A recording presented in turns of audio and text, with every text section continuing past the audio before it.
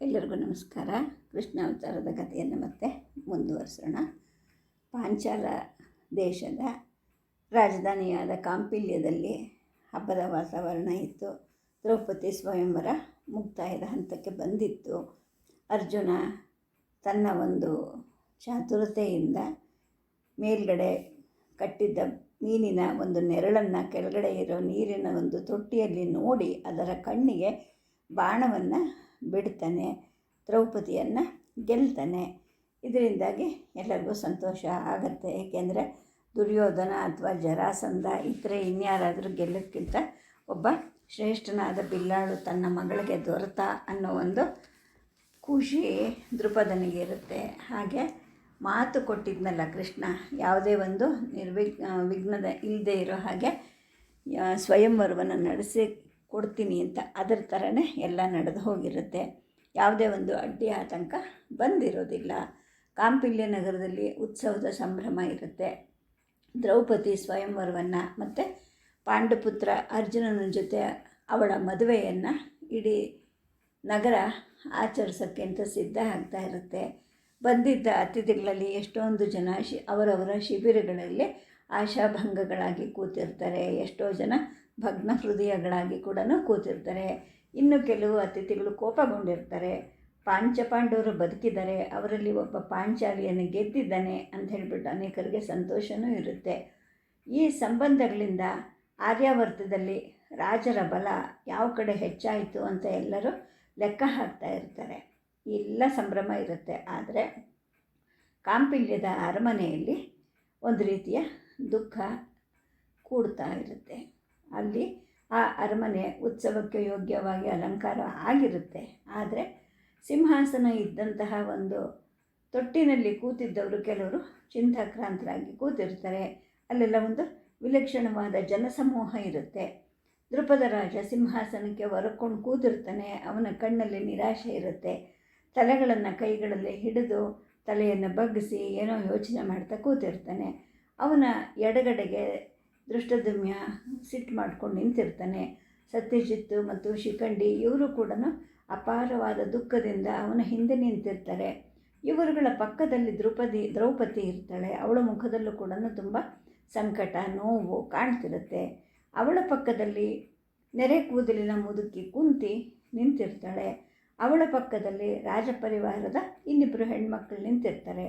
ದ್ರುಪದನ ಬಲಗಡೆಗೆ ಕೃಷ್ಣ ಕೂತಿರ್ತಾನೆ. ಯಥಾ ಪ್ರಕಾರ ಅವನು ವಿವೇಕಪೂರ್ಣನಾಗಿ ಶಾಂತನಾಗಿ ಕೂತಿರ್ತಾನೆ. ಅವನ ಪಕ್ಕದಲ್ಲಿ 5 ಜನ ಪಾಂಡವರು ಇರ್ತಾರೆ. ಗಾಂಭೀರ್ಯದ ಮೂರ್ತಿಯಾಗಿ ಯುಧಿಷ್ಠಿರ ಕೂತಿರ್ತಾನೆ. ಭೀಮ ಒಂದು ರೀತಿಯ ದುಃಖದಿಂದ ಕೂತಿರ್ತಾನೆ. ಚಿಂತಿತನಾಗಿ ಮತ್ತು ಶೋಕಪೂರ್ಣನಾಗಿ ಅರ್ಜುನ ಇರ್ತಾನೆ. ನಕುಲ ಒಂಥರ ಸಿಟ್ಟು ಮಾಡ್ಕೊಂಡಿರ್ತಾನೆ. ಸಹದೇವ ಮಾತ್ರ ಅನಾಸಕ್ತನಾಗಿ ಭವಿಷ್ಯವಾದಿಯಾಗಿ ಎತ್ತಲವೋ ನೋಡಿಕೊಂಡು ಕೂತಿರ್ತಾನೆ. ಇನ್ನು ಈ ದೊರೆ ಮುಂದೆ ಒಂದು ಮಣೆ ಇರುತ್ತೆ. ಆ ಮಣೆ ಮೇಲೆ ಗುರುಗಳು ಕೂತಿರ್ತಾರೆ. ಅಂದರೆ ಮುನಿಪುಂಗವರಾದ ವೇದವ್ಯಾಸರು ಕೂತಿರ್ತಾರೆ. ಅವರು ಕೂತಿದ್ದ ಮಣೆ ಮೇಲೆ ಕೃಷ್ಣಾರ್ಜುನ ಹಾಸಿರುತ್ತೆ. ಅವರ ಪಕ್ಕದಲ್ಲಿ ವೃದ್ಧ ಮುನಿಗಳು, ಯಾಜ ಮತ್ತು ಉಪಯಾಜ ಇವರು ಬಲಗಡೆ ಕೂತಿರ್ತಾರೆ. ಇನ್ನು ಎಡಗಡೆಗೆ ಜೈಮಿನಿ ಋಷಿಗಳು, ಧೌಮ್ಯರು, ವೃದ್ಧ ಮುನಿಗಳ ಪಕ್ಕದಲ್ಲಿ ಗುರು ಸಾಂದೀಪನಿಗಳು, ಇಷ್ಟು ಜನರು ಕೂತಿರ್ತಾರೆ. ಇವರೆಲ್ಲ ಯಾಕಿಲ್ಲಿ ಬಂದಿರ್ತಾರೆ ಅಂದರೆ, ಈ ಮುನಿಪುಂಗವರಾದ ಕೃಷ್ಣದ್ವೈಪಾಯನ ವೇದವ್ಯಾಸರು ಪಕ್ಕದ ತೀರ್ಥವೊಂದರಲ್ಲಿ ಈ ಸ್ವಯಂವರದ ಒಂದು ಫಲಿತಾಂಶ ಏನು ಬರುತ್ತೆ ಅಂತ ಕಾಯ್ತಾ ಕೂತಿರ್ತಾರೆ. ಅರ್ಜುನನ ಪರೀಕ್ಷೆಯಲ್ಲಿ ಗೆದ್ದ ತಕ್ಷಣ ಅವರು ಕಾಂಪಿಲ್ಯಕ್ಕೆ ಬನ್ನಿ ಅಂತ ಅವ್ರಿಗೆ ಹೇಳಿ ಕಳಿಸಿರ್ತಾರೆ. ಹಾಗಾಗಿ ಅವರು ಧೌಮ್ಯ ಮತ್ತು ಜೈಮಿನಿಗಳ ಜೊತೆಗೆ ಆವತ್ತೇ ಬಂದಿರ್ತಾರೆ. ಅಂದರೆ ಮದುವೆ ಸಡಗರ ಇರುತ್ತೆ, ಅದನ್ನು ಮುಗಿಸ್ಕೊಂಡು ವಧುವರರಿಗೆ ಆಶೀರ್ವಾದ ಮಾಡಿ ಹೋಗೋದು ಅಂಥೇಳಿ ಅವರು ಅಲ್ಲಿ ಕೂತಿರ್ತಾರೆ. ಸರಿ, ಎಲ್ಲ ರಾಜರು, ಬ್ರಾಹ್ಮಣರು, ದ್ರುಪದ ರಾಜ, ಕೃಷ್ಣ ವಾಸುದೇವ ಎಲ್ಲರೂ ಅವರನ್ನು ಬರಮಾಡಿಕೊಂಡಿರ್ತಾರೆ. ನದಿ ದಂಡದಿಂದ ಗುರುದೇವರು ನಡೆದು ಬರೋದು ಅರಮನೆಗೆ. ದಾರಿ ಉದ್ದಕ್ಕೂ ಅವರ ಆಶೀರ್ವಾದವನ್ನು ಪಡೀಲಿಕ್ಕೆ ಜನರ ಗುಂಪು ಸೇರಿಕೊಂಡಿರುತ್ತೆ. ಅರಮನೆಗೆ ಬರ್ತಾರೆ. ಆದರೆ ಅಲ್ಲಿ ಯಾರೇ ಒಬ್ಬ ಸಾಮಾನ್ಯ ಜನರಿಗೆ ಅವರ ಭೇಟಿ ಆಗದೆ ಅತಿ ಅವಸರದ ಒಂದು ಕುಟುಂಬದ ಸಮಸ್ಯೆ ಇದೆ ಅಂತ ಹೇಳಿಬಿಟ್ಟು ಆ ಸಮಸ್ಯೆಯನ್ನು ಅವರು ಬಿಡಿಸಲಿ ಅಂತ ಹೇಳಿಬಿಟ್ಟು ಇವರೆಲ್ಲ ಕೂತಿದ್ದಂತಹ ಈ ಕುಟುಂಬದ ಗುಂಪಿಗೆ ಅವರನ್ನು ಕರ್ಕೊಂಡು ಬಂದಿರ್ತಾರೆ. ಅರಮನೆಯ ಉತ್ಸವವನ್ನು ಕಳೆಗೊಂದಿಸಿರುತ್ತೆ ಒಂದು ಭಯಂಕರವಾದ ಸಮಸ್ಯೆ. ಇಲ್ಲಿವರೆಗೂ ಜನಗಳಿಗೆ ಆ ಸಮಸ್ಯೆ ಏನು ಅಂತ ಏನು ಹೇಳದೆ ಎಲ್ಲವನ್ನೂ ಗುಟ್ಟಾಗಿಟ್ಟಿರ್ತಾರೆ. ಆ ಸಿಂಹಾಸನದ ತೊಟ್ಟಿ ಬಾಗಿಲನ್ನು ಭದ್ರವಾಗಿ ಹಾಕ್ತಾರೆ. ಯಾರು ಇವರು ಆಡೋ ಮಾತನ್ನು ಕದ್ದು ಕೇಳದೇ ಇರಲಿ ಅಂತ ಹೇಳಿಬಿಟ್ಟು ಮಂತ್ರಿ ಉದ್ಬೋಧನನ್ನೇ ಹೊರಗಡೆಗೆ ಕಾವಲು ಕಾಯ್ತಾ ಕೂತಿರ್ತಾನೆ. ಎಲ್ಲರ ಮನಸ್ಸಲ್ಲೂ ತುಂಬ ಒಂದು ನೋವು ಇರುತ್ತೆ. ಸಾವು ಬದುಕಿನ ಸಮಸ್ಯೆನ ಅನ್ನೋ ಹಾಗೆ ಎಲ್ಲರೂ ಏನೋ ಚಿಂತೆ ಮಾಡ್ತಾ ಇದ್ದಾರೆ ಅಂತ ಗುರುಗಳಿಗೆ ಕಾಣುತ್ತೆ. ಏನು ಸಮಾಚಾರ ರಾಜೇಂದ್ರ, ಎಲ್ಲರೂ ದುಃಖಿತರಾಗಿದ್ದೀರಾ, ಏನು ಕಾರಣ ಅಂಥೇಳಿ ಕೇಳ್ತಾರೆ. ಅವರ ಈ ಅಭಿಮಾನದ ಕಿರುನಗೆ ಸ್ಪಷ್ಟ ಉತ್ತರವನ್ನು ಹೇಳೋ ಹಾಗೆ ಎದುರುಗಡೆ ಇದ್ದವ್ರನ್ನ ಪ್ರಚೋದಿಸ್ತಾ ಇರುತ್ತೆ. ಆಮೇಲೆ ಮಂದಹಾಸವನ್ನು ಬೀಳ್ತಾ ಹೇಳ್ತಾರೆ ಅವರು, ದೃಪದ, ಸ್ವಯಂವರ ನಿನ್ನ ಬಾಳಿನ ಒಂದು ಮಹತ್ತರ ವಿಜಯದ ಮುಹೂರ್ತವಾಗಿದೆ. ವಾಸುದೇವನಿಗೂ ಮಹತ್ ಸಾಧನೆ ಇದು ಅಂತ ಹೇಳಿಬಿಟ್ಟು ಕೃಷ್ಣನ ಕಡೆ ಮುಗುಳ್ನಗೆ ಬೀರ್ತಾರೆ. ಕಾಂಪಿಲ್ಯದಲ್ಲಿ ಎಲ್ಲರೂ ಉತ್ಸವದಲ್ಲಿ ಮಗ್ನರಾಗ್ಬಿಟ್ಟಿದ್ದಾರೆ. ಇಡೀ ಆರ್ಯಾವರ್ತಕ್ಕೆ ಇದರಿಂದ ಸಂತೋಷ ಆಗಿದೆ. ನೀನು ಮಾತ್ರ ಯಾಕೆ ದುಃಖದಲ್ಲಿದ್ದೀಯಾ ಅಂತ ಕೇಳ್ತಾರೆ. ದೃಪದ ತನ್ನ ತಲೆಯ ಮೇಲೆ ಇಟ್ಕೊಂಡಿದ್ದ ತನ್ನ ಕೈಯನ್ನು ತೆಗಿತಾನೆ, ಕೃಷ್ಣನ ಕಡೆಗೆ ನೋಡ್ತಾನೆ, ಒಂದು ರೀತಿಯ ಕಹಿಯಾಗಿ ಹೇಳ್ತಾನೆ, ಈ ಸ್ವಯಂವರವನ್ನು ನಾವು ನಡೆಸದೇ ಇದ್ದಿದ್ರೆ ಚೆನ್ನಾಗಿರ್ತಿತ್ತು. ಇವತ್ತು ನನ್ನ ಬದುಕಿನ ಅತ್ಯಂತ ದುರದೃಷ್ಟದ ಗಳಿಗೆ ಆಗ್ಬಿಟ್ಟಿದೆ ಇದು ಅಂತಾನೆ. ಗುರುಗಳು ಏನಾಯಿತು ಅಂಥದ್ದು ಅಂತ ಕೇಳ್ತಾರೆ. ಗುರುಗಳೇ, ಈ ಅಣ್ಣ ತಮ್ಮಂದರು ಪ್ರತಿಯೊಬ್ಬರೂ ಮದುವೆ ಮಾಡ್ಕೋಬೇಕಂತೆ ನಮ್ಮ ಮಗಳು ದ್ರೌಪದಿ. 5 ಜನ ಗಂಡಂದರು ಇದ್ದ ಹೆಂಡತಿ ಮಾತನ್ನು ಯಾರಾದರೂ ಕೇಳಿದಾರಾ? ಇದು ಪೂರಾ ಅಧರ್ಮ ಅಲ್ವಾ ಅಂತ ಹೇಳಿಬಿಟ್ಟು ದೃಪದ ರೋಷದಿಂದ ಕುದೀತಾ ಹೇಳ್ತಾನೆ. ಏನು ಪ್ರಸಂಗ ನಡೀತು ಅಂತ ಅರಿತುಕೊಳ್ಳೋಕ್ಕೆ ಗುರುಗಳು ಕೇಳ್ತಾರೆ. ಈ ತೊಡಕು ಹೇಗೆ ಹುಟ್ಕೊಂತು ಅಂತ. ಆಗ ಅಲ್ಲಿದ್ದ ಕುಂತಿ ಮಧ್ಯೆ ಬಾಯಿ ಹಾಕ್ತಾಳೆ, ನಾನೊಬ್ಬಳು ಅದೃಷ್ಟಹೀನ ಹೆಂಗಸು, ನನ್ನ ಕೆಲಸ ಅದು. ನಾವು ಇದ್ದ ಕುಂಬಾರರ ಗುಡಿಸಲಿಗೆ ದ್ರೌಪದಿಯನ್ನು ಕರ್ಕೊಂಡು ಬಂದ ಅರ್ಜುನ. ಏನು ಮಾಡಲಿ, ನನ್ನ ಮಕ್ಕಳು ಯಾವತ್ತೂ ನನ್ನ ಮಾತಿಗೆ ಮೀರಿ ನಡೆದಿಲ್ಲ, ನನ್ನ ಮಾತು ಎಂದೂ ಸುಳ್ಳಾಗಿಲ್ಲ, ಇದು ಅವರ ಜೀವನ ವೃತವಾಗಿ ಮಾಡ್ಕೊಂಡ್ಬಿಟ್ಟಿದ್ದಾರೆ ಅಂತ ಅಳ್ತಾ ಕಣ್ಣೀರನ್ನು ಒರೆಸ್ಕೊಳ್ತಾ ಹೇಳ್ತಾಳೆ. ಅವಳ ಮಾತು ಮೃದುವಾಗಿ ಮನಸ್ಸಿಗೆ ಮುಟ್ಟೋ ಹಾಗೆ ಮುನಿಪುಂಗವರಿಗೆ ಆಗತ್ತೆ. ಆನಂತರ ಅವರು ಹೇಳ್ತಾರೆ, ಸರಿ, ಈಗ ಇಡೀ ಸಂದರ್ಭವನ್ನು ಅರ್ಥ ಮಾಡ್ಕೊಳ್ಳೋಣ. ಅರ್ಜುನ ಸ್ವಯಂವರದಲ್ಲಿ ದ್ರೌಪದಿಯನ್ನು ಗೆದ್ದ. ಆರ್ಯಾವರ್ತದಲ್ಲಿ ಅತ್ಯುತ್ತಮ ಬಿಲ್ಲುಗಾರನನ್ನು ಮದುವೆ ಆಗಬೇಕು ಅಂತ ಅವಳಿಗೆ ಮನಸ್ಸಿತ್ತು. ಈಗ ಅವನು ಬಂದ. ಕುಂತಿ ಮಾತು ಒಂದನ್ನು ಬಿಟ್ಟು ಬೇರೆ ಏನಾದರೂ ತೊಡಕಿದೆಯೇನಪ್ಪ ಅರ್ಜುನ ಅಂತ ಕೇಳ್ತಾರೆ. ಆಗ ಅರ್ಜುನ ತುಂಬ ದುಃಖದಿಂದ ಮತ್ತು ಕುಗ್ಗಿದ ಧ್ವನಿಯಲ್ಲಿ ಮಾತಾಡ್ತಾನೆ. ಪೂಜ್ಯ ಗುರುಗಳೇ, ನಾನೇನೋ ಅವಳನ್ನು ವಧುವಾಗಿ ಗೆದ್ದೆ, ಸಂದೇಹನೇ ಇಲ್ಲ.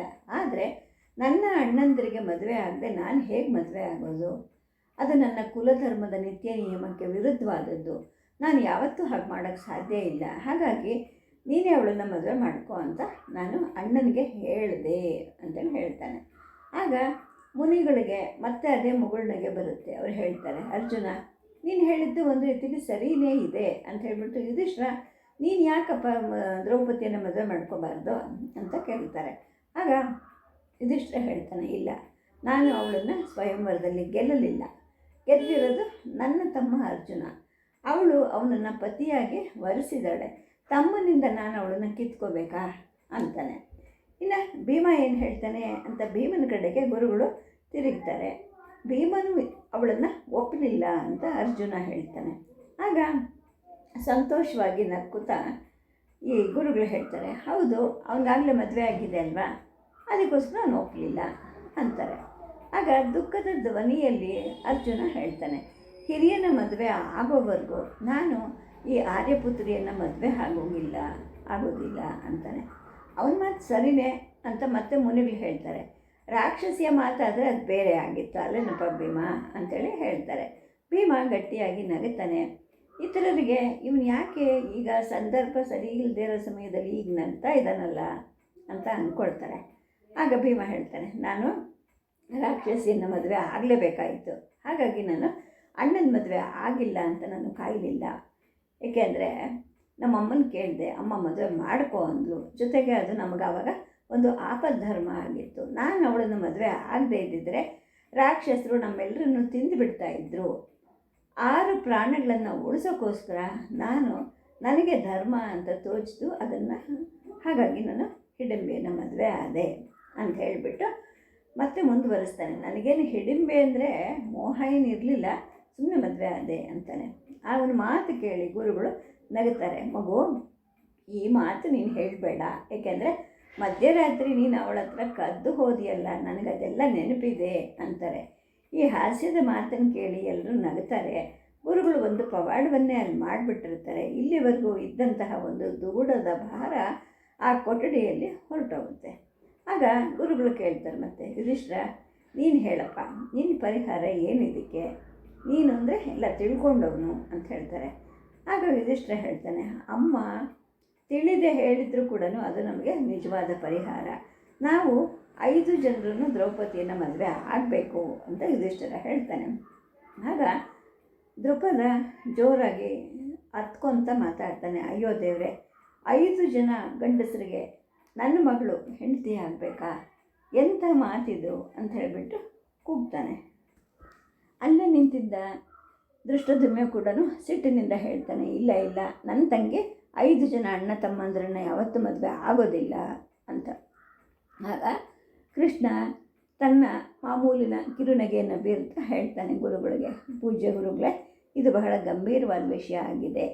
ಇದರಲ್ಲಿ ದ್ರುಪದರಾಜನ ಪ್ರತಿಷ್ಠೆ ಮತ್ತು ದ್ರೌಪದಿಯ ಭವಿಷ್ಯ ಎರಡೂ ಅಡಗಿದೆ.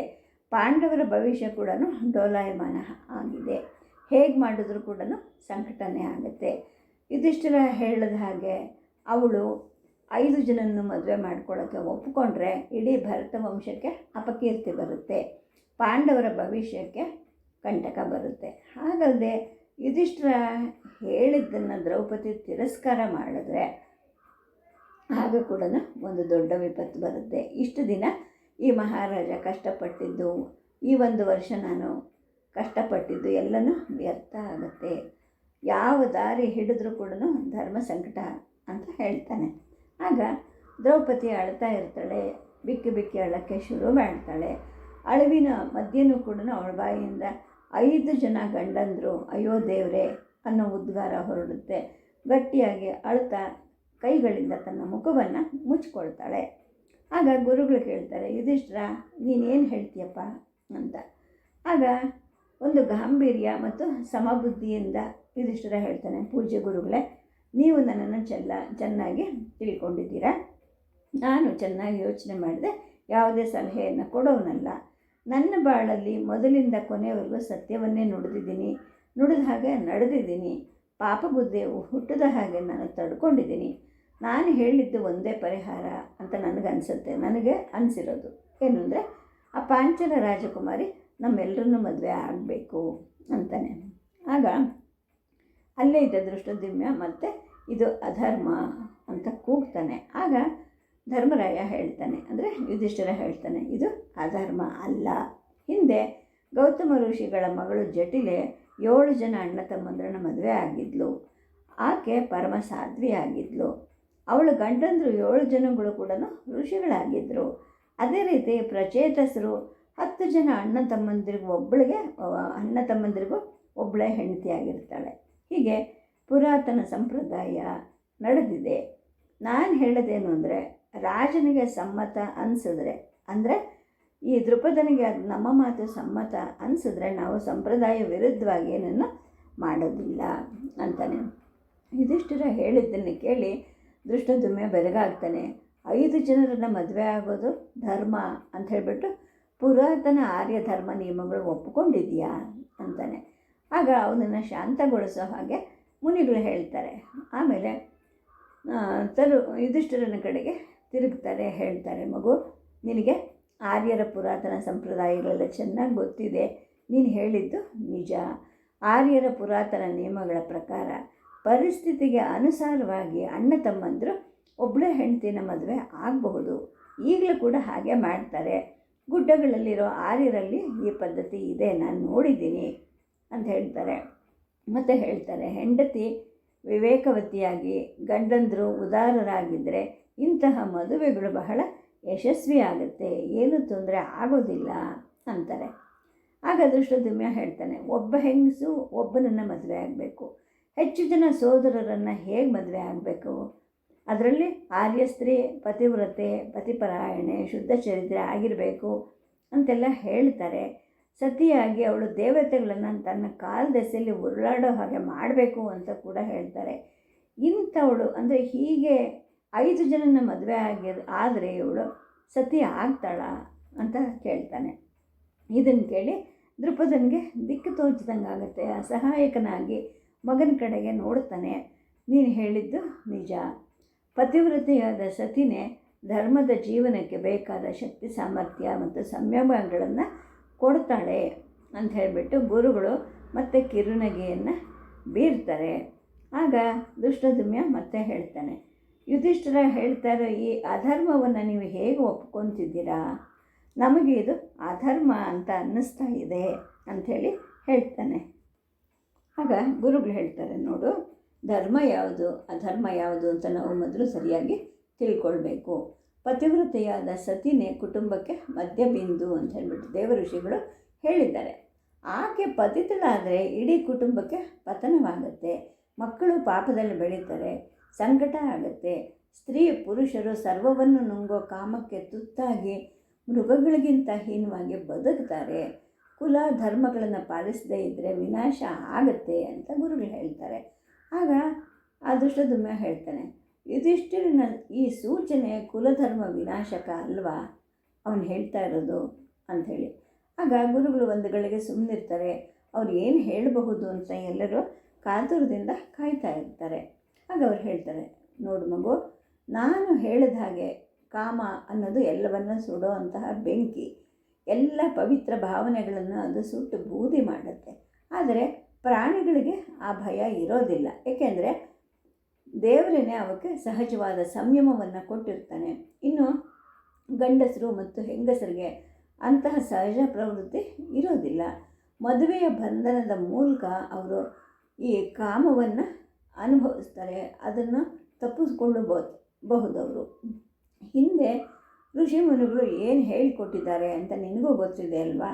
ಗಂಡನ ಸಂಗಡ ಹೋಮದ ಅಗ್ನಿಯ ಸುತ್ತ ಹೆಂಡತಿ 7 ಹೆಜ್ಜೆಗಳನ್ನು ಇಡ್ತಾಳೆ, ಅಂದರೆ ಅದಕ್ಕೆ ಸಪ್ತಪದಿ ಅಂತಾರೆ. ಈ ಸಪ್ತಪದಿ ಅಂದರೆ ಗಂಡ ಹೆಂಡತಿ ಇಬ್ಬರನ್ನು ಅದು ಒಂದು ಮಾಡುತ್ತೆ. ಒಬ್ಬರ ಮೈಯ ರಕ್ತ, ಚರ್ಮ, ಮೂಳೆ ಮತ್ತೊಬ್ಬರಾಗಿರಬೇಕು. ಒಬ್ಬರು ಕಣ್ಣಾದರೆ ಮತ್ತೊಬ್ಬರು ಕಣ್ಣು ರೆಪ್ಪೆಯಾಗಿರಬೇಕು. ಇದೆಲ್ಲ ಅದು ಹೇಳುತ್ತೆ ಅಂಥೇಳಿ ಹೇಳ್ತಾರೆ. ಆಗ ದೃಪದ ಹೇಳ್ತಾನೆ, ಆಯಿತು, ನೀವು ಹೇಳಿದ್ದೆಲ್ಲ ಸರಿ, ಆದರೆ 5 ಜನನನ್ನು ಮದುವೆ ಆಗೋ ಒಬ್ಬ ಹೆಂಗಸು ಇಂತಹ ಪವಾಡವನ್ನು ಹೇಗೆ ಮಾಡೋಕ್ಕೆ ಸಾಧ್ಯ? ಒಬ್ಬ ಗಂಡನಿಗಾದರೆ ಅವಳು ನಿಷ್ಠಳಾಗಿ ಇರಬಹುದು, ನೀವು ಹೇಳಿದಾಗೆ ತನ್ನ ಪತಿವ್ರತ ಧರ್ಮವನ್ನು ಮೆರೆಯಬಹುದು, ಎಲ್ಲ ದೇವತೆಗಳಿಗಿಂತ ಅವಳು ಉನ್ನತಳಾಗಿ ಬಾಳಬಹುದು. ಆದರೆ 5 ಜನನ ಮದುವೆ ಆಗಿ ಅವಳು ಹೇಗೆ ಪತಿವ್ರತೆ ಅನ್ನಿಸ್ಕೊತಾಳೆ ಅಂಥೇಳಿ ಸಂಶಯದಿಂದ ಕೇಳ್ತಾನೆ. ಸದ್ಯಕ್ಕೆ ಕಥೆಯನ್ನು ಮುಕ್ತಾಯ ಮಾಡಿರ್ತೀನಿ. ನಮಸ್ಕಾರ.